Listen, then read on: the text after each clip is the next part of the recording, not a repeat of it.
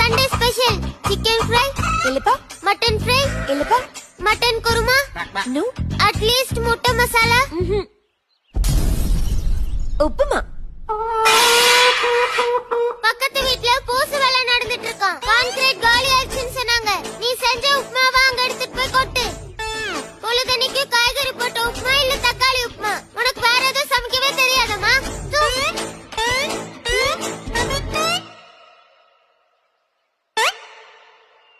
என்னடா பேரா தாத்தாவை அப்படி பாக்குற? ஒண்ணும் இல்ல தாத்தா, நீ பண்ணது உனக்கே நியாயம் தோணுதா? என்னாச்சுடா பேரா, என்ன ப்ராப்ளம்? எல்லா தாத்தாவும் உங்க பேர பசங்களுக்கு சொத்து வச்சிருக்காங்க.